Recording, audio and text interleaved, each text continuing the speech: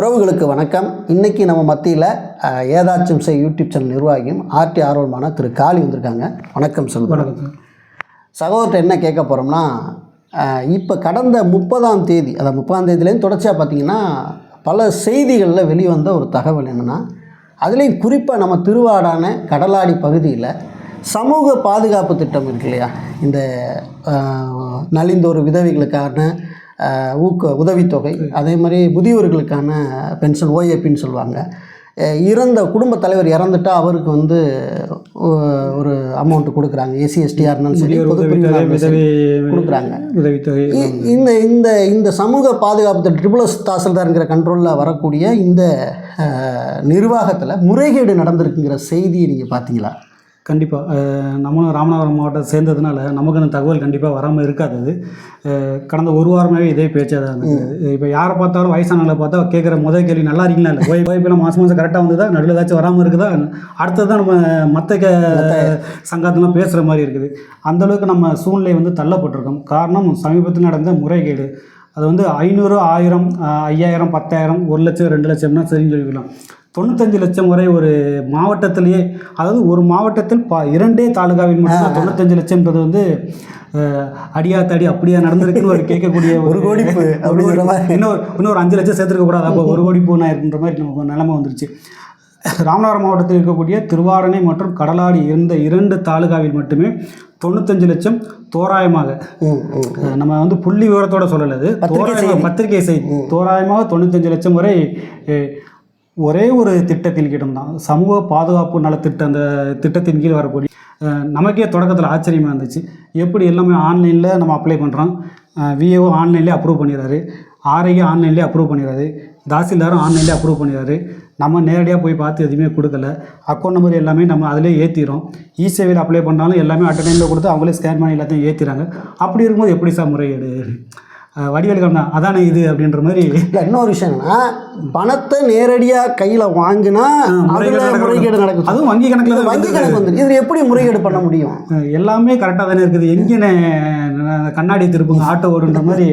ஆமாம், அதுலேயும் வாய்ப்பு இருக்குது. அதாவது நம்ம மக்கள் வந்து என்னதான் வேகத்தடைன்னு சொல்லி போட்டாலும் ஒரு ஓரமாக ஒதுங்கி போய் அதில் ஒரு பாதை வச்சுருப்போம். அந்த மாதிரி அதிபுத்திசாலியாக கொஞ்சம் செயல்பட்டு இதுவரை கண்டுபிடிக்கப்பட்டது 2 தாலுகாவுக்கு மட்டும்தான் கண்டுபிடிச்சிருக்காங்க. இது வந்து இப்போ எல்லாருக்கும் தெரிந்தாலும் கூட ஒரு 6 மாதத்துக்கு முன்பே நமக்கு எங்கள் 2 பேருக்குமே தெரிஞ்சிருந்துச்சு. மிகவும் நம்பத்தகுந்த ஒரு நபர் மூலம் எங்களுக்கு தகவல் கிடைத்தது. இந்த மாதிரி நடக்குது சார், இதை நீங்கள் ஆர்டிஐயில் கேட்கலாம்ல சார் அப்படின்னு சொல்லி நமக்கு நேரடியாகவே நம்ம காதுக்கு வந்தது, தகவல் வந்தது. அது எப்படின்னு சொல்லி நாங்களும் செக் பண்ணிக்கிட்டோம். பல பேர்கிட்ட விசாரித்தப்போ இப்போ எப்படி நடந்திருக்கோ அது அப்போவே எங்களுக்கு இப்படி தான் சார் 6 மாதத்துக்கு முன்னாடி நம்ம டிஸ்கஸ் பண்ணியிருந்தோம். இதை பண்ணணும், நம்ம எடுத்து வந்து அடுத்த கடத்தை கொண்டு போகணும்னு சொல்லி பண்ணியிருந்தோம்.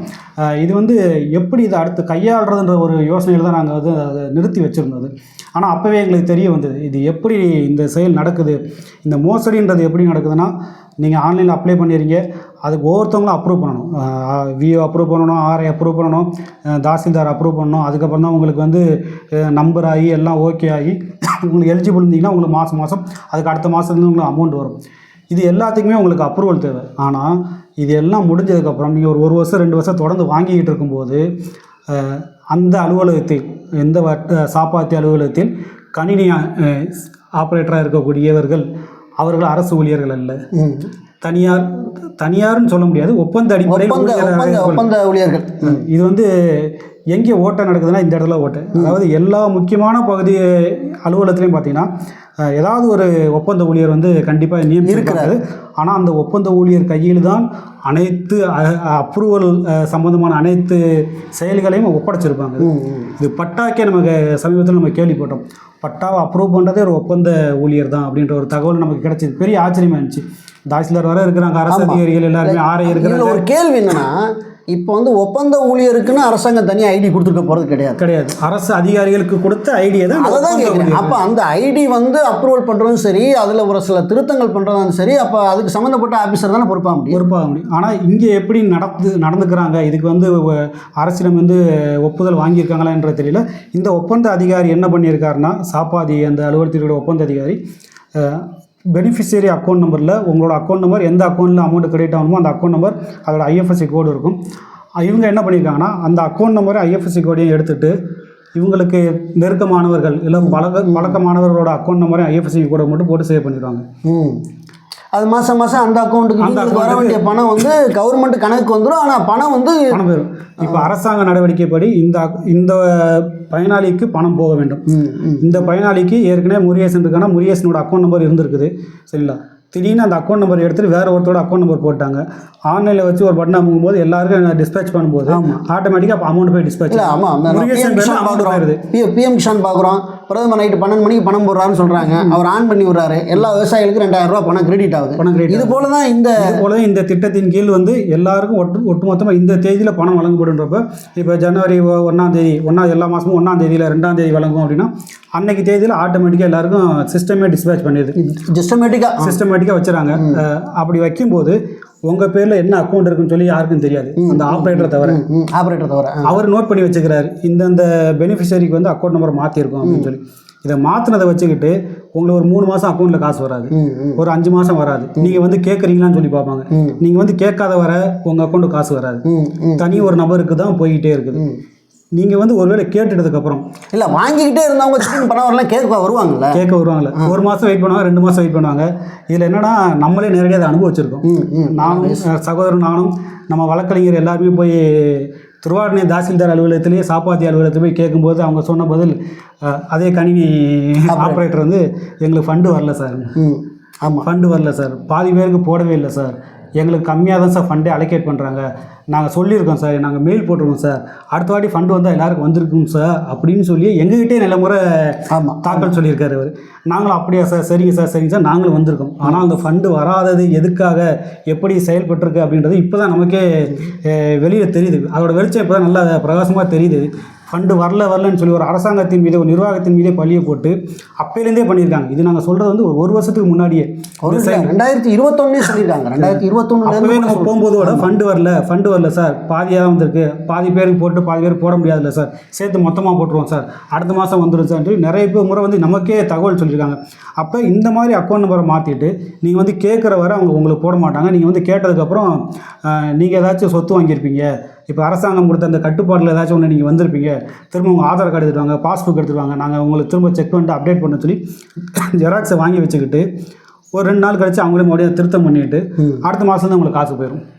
அந்த விடுபட்ட மாதத்தில் ஆனால் பணம் வந்திருக்கும், அந்த 4 மாதம் அது வந்து இவங்களுடைய அந்த தனிநபரோட அக்கௌண்ட்டுக்கு. இன்னும் ஒரு கேள்வி என்னென்னா சகோ, இப்போ வந்து சாதாரணமாக வந்து ஒரு போஸ்ட் ஆஃபீஸில் அக்கௌண்ட் வச்சுருந்தா கூட இந்த அக்கௌண்ட்டில் ஒரு மொபைல் நம்பரை நான் மாற்ற போனால் கூட எனக்கு ஏகப்பட்ட ப்ரொசீஜர் சொல்கிறாங்க. கண்டிப்பாக கைரேகை வைக்கணும். அப்போ எப்படி வந்து இந்த அக்கௌண்ட் நம்பரை என்னுடைய அனுமதி இல்லாமல் அவங்க எப்படி திருத்தம் பண்ணி மாற்றுறாங்கங்கிற ஒரு கேள்வி. அதையும் நம்ம அலுவலக ரீதியாக ஒரு தகவல் நமக்கு என்ன கிடைச்சிருக்குன்னா, நீங்கள் முதல்ல அப்ளை பண்ணும்போது மட்டும்தான் ஒவ்வொருத்தவங்கள்ட்ட நீங்கள் அப்ரூவல் வாங்கணும். நீங்கள் ஒரு முறை அப்ரூவ் பண்ணி எல்லாம் உங்களுக்கு நடைமுறையெல்லாம் சரியானதுக்கப்புறம் உங்களுக்கு தொடர்ந்து பணம் வந்துகிட்டு இருக்கும்போது நடுவில் ஏதாச்சும் கரெக்ஷன் பண்ணிங்கன்னா அதுக்கு அப்ரூவல் தேவையில்லை, நீங்கள் சேவ் பண்ணால் மட்டும் போதும் சார். அது வந்து யாருக்கும் தெரியாது. அதுக்கு நீங்கள் மறுபடியும் தாசில்தார் லைனுக்குள்ள கியூக்கெலாம் போகாது அப்ரூவ் பண்ணுறதுக்கு. அதனால அது அந்த ஒரு ஓட்டை இவங்க 2-3 அலுவலர் கை மாறும்போது தானே இங்கே பிரச்சனை ஒரே ஆளாக அதை செய்யும்போது. ஏன்னா அந்த ஆப்ரேட் பண்ணுறது அந்த தனியார் அதை ஒப்பந்த அடிப்படையில் இருக்கவங்க தான் ஆப்ரேட் பண்ணுறாரு. அந்த சிஸ்டமே அவர் தான் ஆப்ரேட் பண்ணுறாரு. ஒருவேளை தாசில்தாருக்கு தெரியாமல் இருக்குமோ? ட்ரிபிள் எஸ் தாசில்தாருக்கு அதை நம்ம சொல்ல முடியாது. ஏன்னா இப்போ அந்த தாசில்தார் இருக்கும்போதே, நம்ம சாப்பாத்தி அலுவலகத்தில் தாசில்தார் இருக்கும்போதே அவர் தான் கம்ப்யூட்டர் ஆப்ரேட்டர், அவர்கிட்ட போய் கேளுங்க, அவர்கிட்ட லிஸ்ட்டில் இருக்கான்னு கேளுங்க. ஏன்னா ஒருத்தர் ஜோனல் டிடியாக இருக்கும்போது பட்டாவுக்கு ஏன் நீங்கள் நிராகரிச்சிங்க அப்படின்னு ஒரு கேள்வி நான் வைக்கும்போது, நான் நிராகரிக்கலை, என்னோட ஐடியை வந்து ஒரு ஒப்பந்த பணியாளர் யூஸ் பண்ணிட்டு இருக்காரு, அவர் தெரியாமல் நிராகரிச்சிட்டாருன்னு ஒருத்தர் பதில் சொன்னார் எனக்கு. நம்மளே போயிருக்கும்போது நிறைய பேர் அப்போ வந்து இந்த மேலதிகாரியோட கவனத்துக்கே போகாமல் நிறைய வேலைகள் ஒப்பந்த பணியாளர் செஞ்சுறாங்களா? இன்னும் அதுவும் குறிப்பாக சொல்ல போனால் வட்டாட்சியர் அலுவலகத்தில் வந்து தனியார் மட்டும்தான், தனி நபர்கள், ஒப்பந்த அடிப்படையில் இருக்கக்கூடிய நபர்கள் தான் முக்கியமான, ஏற்கனவே சொன்ன மாதிரி முக்கியமான ஆவணங்களை அப்ரூவ் பண்ணக்கூடியது. சர்டிஃபிகேட்லாம் தாசில்தார் பண்ணிடுவார். எல்லா சர்டிஃபிகேட்டும் தாசில்தார் கியூக்கு போகும் பண்ணிடுவாங்கன்னு. ஆனால் இந்த பட்டா அப்ரூவ் பண்ணுறது, இந்த ஓஏபிலாம் அப்ரூவ் பண்ணுறது எல்லாமே ஒரு தனிநபர் ஒப்பந்த அடிப்படையுடைய ஒரு ஊழியரோட தனிப்பட்ட இது மாதிரி அவங்களுக்கு மட்டுமே இதை கொடுத்து இல்லை வச்சிருக்காங்க. மேலதிகாரி வெரிஃபிகேஷனே பண்ண மாட்டாங்களா, இல்லை அவங்களோட கவனத்துக்கே போகாமல் இவங்களே பண்ணி விட்றாங்களாங்கிற ஒரு கேள்வி எழுதுல. கண்டிப்பாக அதுக்கு வந்து அந்த நிர்வாகம் தான் நமக்கு பதில் சொல்லணும். ஏன்னா அரசாங்கம் என்ன சொல்லுது, தாசில்தார் அப்ரூவ் பண்ணுவான்னு சொல்லுது. ஆனால் நீங்கள் தாசில்தார் ஆஃபீஸில் போய் பார்த்தீங்கன்னா தாசில்தாருக்கே தெரிய மாட்டேங்குது அப்ரூவ் பண்ணிருக்காங்க ரிஜெக்ட் பண்ணிருக்காங்க. நம்மளே ஒரு முறை போகும்போது தாசில்தார் போய் கேட்கும்போது அவன்கிட்ட கேளுங்க அப்ரூவ் பண்ணிட்டே அப்படின்னு சொல்லி நம்ம முன்னாடியே அவர் கேட்குறாங்க. அப்படி இருக்கும்போது அது எந்த அளவுக்கு அது தாசில்தாருக்கு தெரியுமா தெரியாதா? தாசில்தாரும் படித்து மேலே வந்தவர் தான் அது கண்டிப்பாக. அதாவது ஒரு சிஸ்டம் ஆப்ரேட்டரோட அதிக கல்வி அறிவும் அனுபவமும் பயிற்சியும் உள்ளவர் தான் தாசில்தார். அவர் போய் அவருக்கு கீழே இருக்க எனக்கு ஒரு அதிகாரம் இருக்கு, அந்த அதிகாரத்தை உங்களை நம்பி நான் கொடுக்குறேன், அப்போ நீங்கள் நல்லவரான்னு நான் செக் பண்ணணும்ல. கண்டிப்பாக என்னோட அதிகாரத்தை நீங்கள் துஷ்பிரயோகப்படுத்துறதுக்கு நீங்கள் பண்ணிட்டீங்கன்னா நான் மாட்டிக்கிறேங்கிற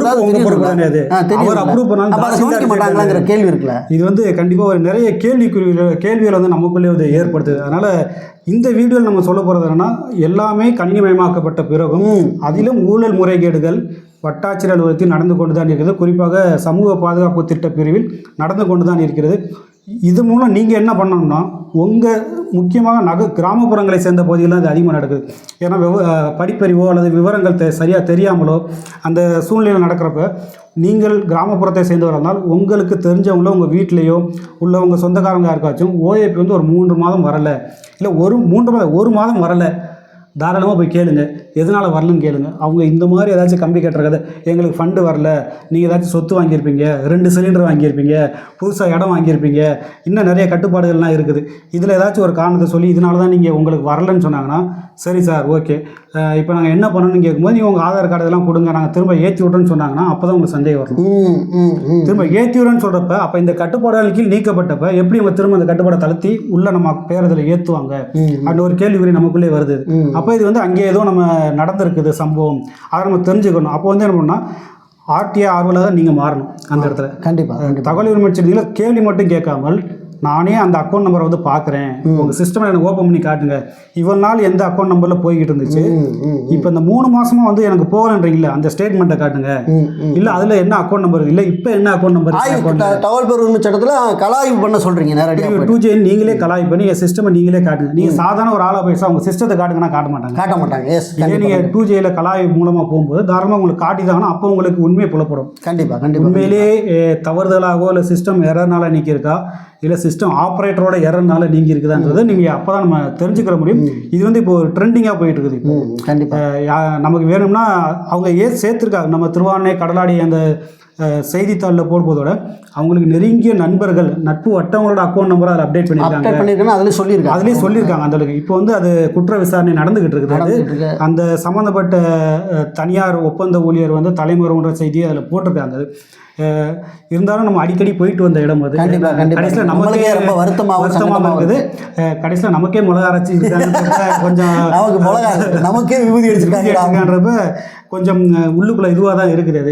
ஏன்னா இப்போ ஆர்வலை தெரிஞ்சுக்காமல் நமக்குள்ள உரிமை, அதாவது நமக்குன்றதை விட ஒரு வாழ்வாதாரம் இழந்த முதுமையடைந்த ஒருத்தவங்களுக்காக அரசாங்கம் முன் வந்து உதவி செய்யும்போது அது ஒரு கடைசி காலத்தில் யாராச்சும் உதவுவாங்களான்னு இருக்கிறப்ப அந்த உதவியும் பிடிங்கிட்டு போகிறது வந்து எவ்வளோ இல்லை. இந்த பணத்தை மட்டுமே நம்பி அந்த 1200 ரூபா மாதம் கிடைச்சா என்னுடைய வாழ்க்கையை நகர்த்திடுவேன் இருக்கக்கூடிய நபர்கள் நிறைய பேர் கண்டிப்பாக அவங்களுடைய கண்ணீர் வந்து இந்த கொள்ளை கும்பலை வந்து சும்மா விடுமான்னா கண்டிப்பாக இது வந்து தொடக்க கட்டத்திலேயோ விட்டுறாமலோ அல்லது இழுத்தடிப்பு செய்யாமலோ முறையாக ஆய்வு செஞ்சு யார் யார் அக்கௌண்ட்லலாம் இந்த மாதிரி திருத்தம் செஞ்சுருக்காங்கன்றதை ஆய்வு செஞ்சு முறையாக அந்த மக்களுக்கு போய் வேண்டிய சரியை மொத்தமாக கொடுத்தா கூட ஓகே, அவங்களுக்கு ஒரு பெரிய பலனாக தான் இருக்கும். கண்டிப்பாக நிச்சயம் ராமநாதபுரம் மாவட்டம் மட்டும் இல்லாமல் அனைத்து மாவட்டத்திலும் சம்மந்தப்பட்ட வருவாய்த்துறை அதிகாரிகள் இதை வந்து முன்னெடுத்து தாமாக முன் வந்து ஆய்வு செய்வாங்க. ஒவ்வொரு மாவட்ட ஆட்சியர்களும் நிச்சயமாக கண்டிப்பாக ஆர்டிஆரோடு தான் முன் வந்து கலாய்வு செய்யணும் அவசியம் இல்லை. அதிகாரிகளும் அவருடைய வேலையே தான். தாராளமாக நீங்களே ஓய்வு நேரத்தில் நீங்கள் அதை வந்து ஆய்வு செஞ்சு எத்தனை பேருக்கு விடுபட்டிருக்கு, எதனால் விடுபட்டிருக்கு, இல்லை யாராச்சும் உங்கள்கிட்ட கம்ப்ளைண்ட் வந்துச்சுன்னா முக்கியத்துவம் கொடுத்து அந்த கம்ப்ளைண்ட் நீங்கள் பார்க்குறப்போ கண்டிப்பாக அதை நிவர்த்தி செய்யலாம்ன்றதை நம்ம தெரிவிச்சு. கண்டிப்பாக. ஏன்னா எதற்காக நாங்கள் இதை அதிகமாக வலியுறுத்துகிறோம்னா, மற்ற திட்டங்களில் ஊழல் முறைகேடு என்றால் கூட அது சாமானிய மக்களை அந்த அளவுக்கு பாதிக்குமான்னு சொல்ல முடியாது. ஆனால் இந்த திட்டத்தில் முறைகேடு என்பது சாமானிய மக்கள் அன்றாட அதை நம்பி இருக்கக்கூடியவன் எத்தனையோ பேர் பாதிக்கப்படுறாங்கிற ஒரு ஆதங்கமும் இருக்குது. தற்போது குற்ற விசாரணையில் அது போயிட்டுருக்கு, விசாரணை போயிட்டுருக்கு. முடிவு என்ன வருதுன்னு பார்ப்போம். அதை பொறுத்திருந்து என்ன முடிவு வந்தாலும் நம்ம மீண்டும் வீடியோவில் உங்களை சந்திக்கிறோம். நன்றி சகோ. நன்றி.